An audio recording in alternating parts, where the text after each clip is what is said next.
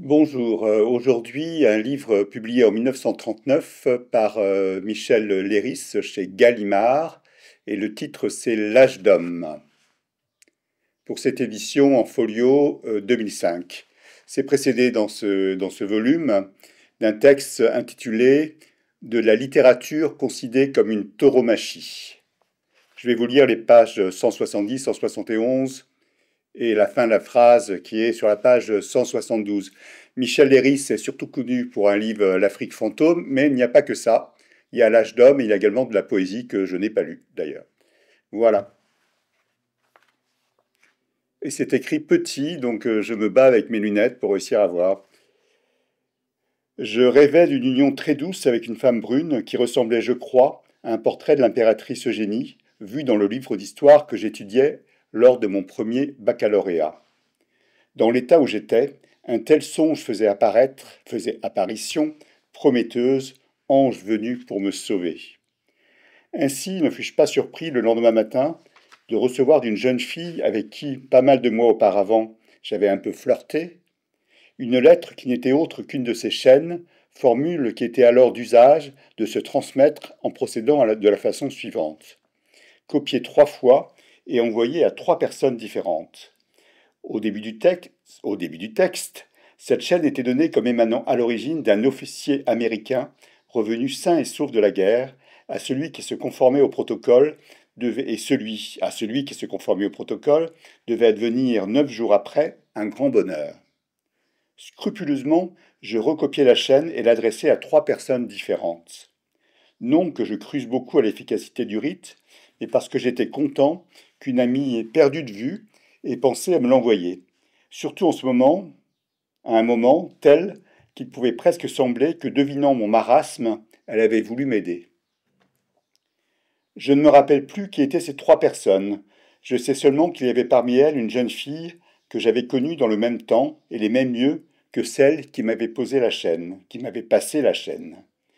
Elle me répondit, du bain de mer où elle se trouvait, par une carte postale signée de son nom, prénom, retourné, afin de jouer au mystérieux. J'eus vite fait, bien entendu, de déchiffrer l'énigme, et je fus une deuxième fois content, car il me semblait décidément qu'on ne m'oubliait pas dans ma solitude.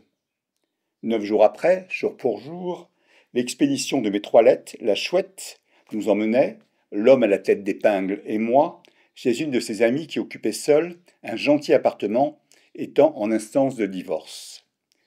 Kay n'était pas brune, mais plutôt blonde, frêle d'allure, avec dans le visage quelque chose d'un peu hautain, en même temps que vif et passionné. J'ai su plus tard qu'elle avait été élevée dans un pensionnat de religieuses et qu'elle avait même montré, vers l'âge de la formation, quelques penchants pour le mysticisme.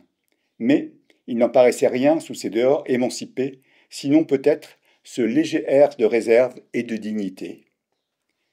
J'étais alors parvenu au comble de la fatigue. Je ne me rappelle pas du tout quel effet me fit Kay au moment où je la vis. Il me semble seulement qu'il dut y avoir entre nous, dès les premiers instants, une sorte de complicité. Peut-être même, me disais-je, c'est par cette femme que je serai sauvé. Nous bûmes un peu et nous causâmes. La soirée n'était pas très avancée quand, nervosité ou épuisement, je fus pris d'un soudain accès de fièvre qui me fit claquer des dents. À l'heure actuelle, je ne sais positivement pas si cette fièvre était réelle, provoquée par mon état physique, ou due plutôt à l'émotion que j'éprouvais à me trouver devant Kay. Le plus probable est que j'étais en proie à cette horreur sacrée, à cette impression de pétrification et de membres cassés qui ne m'a jamais quitté et qui m'étreint toujours dès que je suis en face de l'amour. J'étais si mal qu'on m'étendit sur un divan. Tous s'empressèrent autour de moi, y compris Kay, qui me soigna avec une grande sollicitude. Nous nous en allâmes dès que je fus remis, non sans que je me sois excusé pour le grotesque accident et que rendez-vous était pris pour une autre soirée. Mes amis me ramenèrent en taxi. Kay me raconta par la suite que l'étudiante m'avait dépeint à elle comme un grand buveur de cocktails et m'avait expliqué par sa présence, par ce précoce alcoolisme, le malaise qui m'avait terrassé. Donc c'était donc un extrait de L'Âge d'homme de Michel Léris, publié chez Gallimard en 1939 du siècle dernier.